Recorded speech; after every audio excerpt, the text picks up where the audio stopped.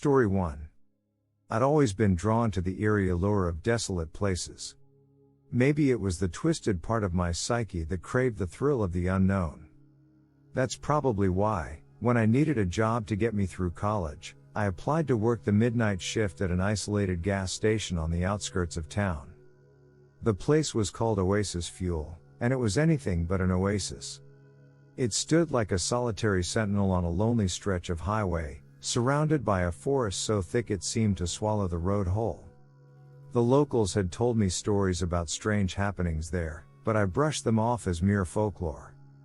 My first night on the job, I met my coworker, old Tom. He had been working the midnight shift for over 20 years, and his gnarled face and weathered hands told a story of a life lived in isolation. "Welcome to hell, kid," he grumbled as he handed me the keys to the gas station. The place was archaic, with flickering fluorescent lights and a constant low hum that seemed to reverberate in my skull. It was a far cry from the brightly lit, modern gas stations I'd seen growing up. For the first few weeks, I settled into a routine. Tom taught me the ropes, and we got a steady stream of truckers and insomniacs who wandered in for a late-night snack or a fill-up. Most of them were harmless, just lonely souls trying to make it through the night. But then there were the regulars, the ones who sent shivers down my spine. The man in the tattered coat who always showed up at exactly 3:33 a.m., bought a pack of cigarettes, and whispered something incomprehensible before disappearing into the darkness. Or the woman who came in every Saturday, her eyes wide and manic as she babbled about seeing things in the woods. One night, as I was stocking the shelves, a disheveled man burst through the door. He was panting, his eyes wild with fear. "Don't go out there," he yelled, grabbing my arm. "There's something in the woods, something not human." I tried to calm him down, but he just kept repeating the same words over and over. Tom finally ushered him out, muttering something about crazies. As the weeks turned into months, I couldn't deny that there was something off about Oasis Fuel. It was the little things that added up, the flickering lights, the strange shadows that seemed to move on their own, and the constant feeling of being watched. One night, as I was cleaning the restroom, I heard a soft, melodic whisper coming from one of the stalls. I froze, my heart pounding in my chest. "Help me," the voice pleaded, but when I opened the stall door, there was no one there.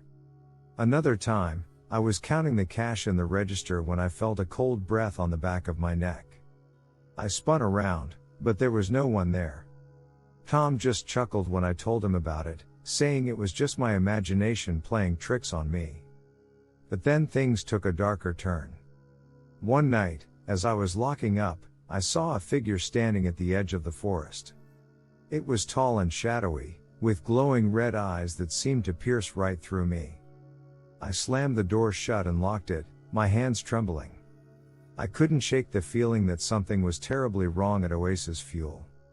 I started doing some research, digging into the history of the gas station and the surrounding area. What I found chilled me to the bone. Decades ago, there had been a series of mysterious disappearances in the woods near the gas station. People had reported hearing strange whispers and seeing bizarre, otherworldly creatures lurking in the shadows. No one had ever been found, and the cases had gone cold. I shared my findings with Tom, and for the first time, I saw fear in his eyes. He told me that he had witnessed some of the strange occurrences himself but had always tried to ignore them. He said that the gas station was built on an ancient burial ground, and that the restless spirits of the past were to blame for the horrors that plagued the place. As the days turned into weeks, the strange occurrences at Oasis Fuel escalated. The whispers grew louder, and the shadows seemed to come alive.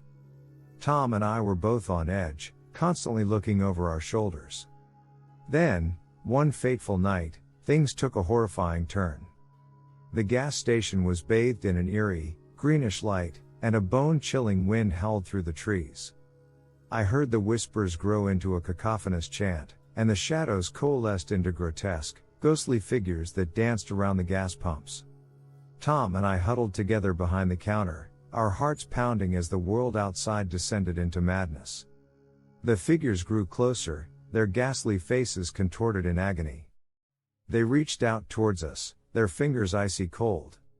In a moment of desperation, Tom pulled out an old, weathered book from beneath the counter. It was a book of ancient incantations, handed down through generations of gas station attendants who had faced the same horrors. With trembling hands, he began to recite the incantations, his voice shaky but determined. The figures shrieked and recoiled, dissipating into the night like smoke. The greenish light faded, and the whispers grew fainter until they were nothing more than a distant murmur. The horrors of that night marked the end of my time at Oasis Fuel. Tom and I decided to leave the gas station behind, never to return. We packed our belongings and drove away, leaving the isolated outpost of terror in our rearview mirror. To this day, I can't explain the horrors I witnessed at Oasis Fuel. Was it the restless spirits of the past, seeking revenge for their desecrated resting place? Or was it something far more sinister, lurking in the shadows, waiting for unsuspecting victims to cross its path? I may never know the truth, but one thing is certain: the gas station on the outskirts of town will forever be a place of darkness and dread, a place where the line between reality and nightmare blurs, and where the horrors of the night still linger, waiting for their next victim. Story 2. It was a moonless night when I found myself on a desolate stretch of highway, miles away from civilization.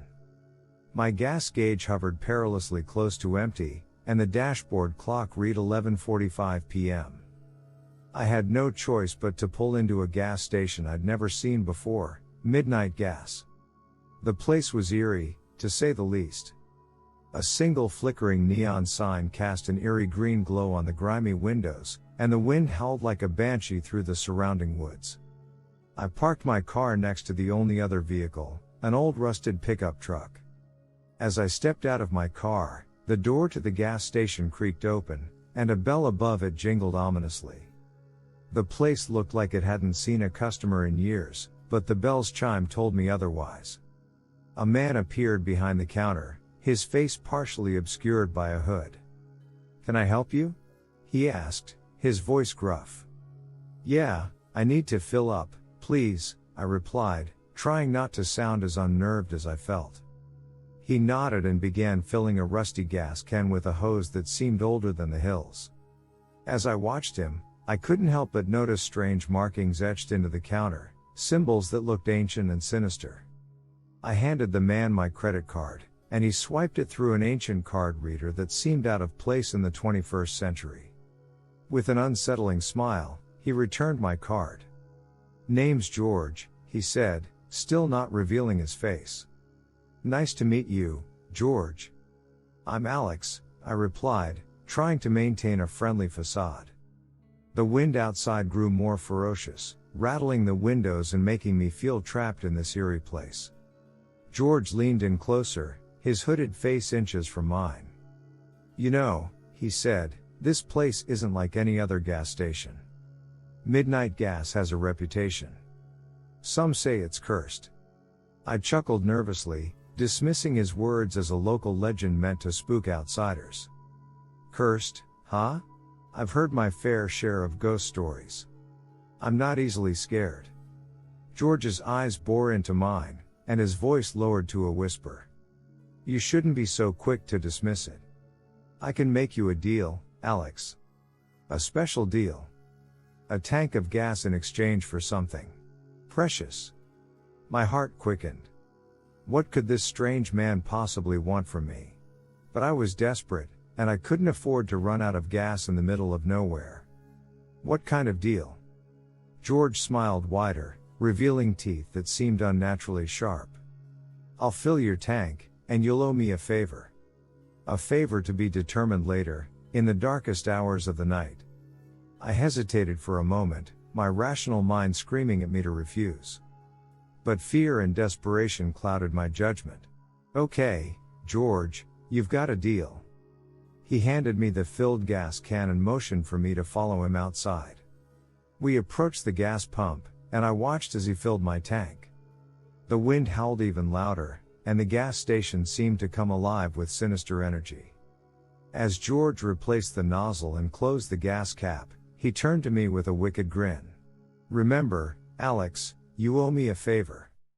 When the time comes, you'll know what to do." I nodded, unable to shake the feeling that I had just made a terrible mistake. With my tank full, I got back in my car and pulled away from Midnight Gas, leaving George and his Erie station behind. Days turned into weeks, and I tried my best to forget the ominous deal I had made with George. I told myself it was just a creepy gas station in the middle of nowhere, and I would never see that hooded man again. But that was before the nightmares began. Every night, I would wake up in a cold sweat, haunted by strange visions. I saw the gas station, its neon sign flickering in the darkness, and George's hooded figure beckoning me closer. I couldn't escape the feeling that he was watching me, even in my dreams. The days grew shorter, and the nights longer. I found myself constantly checking my rearview mirror, half expecting to see the rusty pickup truck from that fateful night following me. And then, one evening, it happened. I was driving down a deserted road, miles away from Midnight Gas, when I heard a familiar jingle, the bell above the gas station's door. My heart raced as I glanced in my rearview mirror and saw the pickup truck, its headlights piercing the darkness. Panic set in as the truck tailgated me, its headlights blinding me in the rearview mirror. I sped up, trying to lose my pursuer, but it stayed right on my tail. I couldn't outrun it. With a sinking feeling, I realized that it wasn't just the truck that was following me. George's voice echoed in my mind, "You'll owe me a favor." The realization hit me like a ton of bricks. The time had come to repay my debt. I pulled over to the side of the road, my heart pounding in my chest. The pickup truck pulled up behind me, and the driver's door opened. Out stepped George, his hood still concealing his face. "Alex," he said, his voice dripping with malice, "it's time to fulfill your end of the bargain." I had no choice but to comply. I followed George to the back of his truck, where he revealed a heavy, wooden crate. He handed me a crowbar and instructed me to open it. My hands trembling, I pried the lid open, and the horror within left me speechless. Inside the crate were dozens of human skulls, their empty eye sockets staring up at me. I recoiled in horror, realizing the true nature of my favor. I had unwittingly become an accomplice to something unspeakably evil. As George began to gather the gruesome cargo, I knew I had to escape this nightmare. My mind raced, searching for a way out. I lunged at him, knocking the hood from his head, revealing a face twisted with malevolence. In the ensuing struggle, I managed to break free and sprinted into the dark woods. Branches scraped at my skin, and the wind howled around me as I ran, driven by sheer terror. I didn't look back, fearing that George and his grisly cargo were right behind me. Hours later, I stumbled upon a remote cabin in the woods, its windows aglow with warm light. I pounded on the door, and an elderly man answered. I must have looked like a madman, covered in scratches and dirt, babbling about a cursed gas station and a sinister deal. The old man took me in, offering me shelter from the nightmarish world I had stumbled into. He listened to my story, his face growing solemn as he realized the truth of my ordeal. The old man explained that Midnight Gas had a dark history, a place where deals were made with the devil himself. George was merely the latest in a long line of sinister figures who had used the gas station as a conduit for evil. He told me that I had broken the cycle, escaping the clutches of George and the cursed gas station. But the nightmares would haunt me for the rest of my days, a reminder of the darkness that lurked in the world. As I sat by the old man's fire, I couldn't help but wonder how many others had fallen victim to Midnight Gas, their souls forever trapped in a sinister bargain. And I vowed that I would do whatever it took to ensure that no one else would suffer the same fate. The horror of that night would stay with me, a chilling reminder that some deals are better left unmade, and some gas stations are best avoided at all costs. Midnight Gas would forever be a place of dread and despair, a dark secret hidden in the heart of the wilderness. Story 3. I had always been a night owl, So when I found a job working the midnight shift at an isolated gas station on the outskirts of town, I thought it would be the perfect fit for me. Little did I know that the quiet, eerie nights at the station would soon turn into a living nightmare. The gas station, known as Moonlight Fuel, was a small, run-down place with a flickering neon sign that cast an eerie glow over the pumps. The surrounding area was shrouded in darkness, and the only company I had were the occasional headlights of a passing car. My first night on the job was uneventful. I served a few late-night customers, watched the hours tick by on the dusty old clock, and tried to stay awake by sipping on lukewarm coffee. But as the nights went on, strange things began to happen. One particularly chilly night, a customer pulled into the station around 2 a.m. He was an odd-looking man, with unkempt hair, a tattered coat, and a wide-brimmed hat that obscured most of his face. He moved slowly, almost as if he were in a daze. I greeted him with a polite smile, but he didn't respond. Instead, he handed me a crumpled bill and pointed at the gas pump. As I started filling his tank, I noticed that he was muttering something under his breath, something that sounded like an incantation. Unease settled over me as I continued to pump the gas. The man's muttering grew louder, and I couldn't make out the words, but they sent shivers down my spine. When I finished and went to hand him his change, he abruptly turned and walked away, disappearing into the night. After that night, strange occurrences became a regular part of my midnight shifts. I would often hear footsteps echoing through the empty station when no one was there, and the lights would flicker and dim for no apparent reason.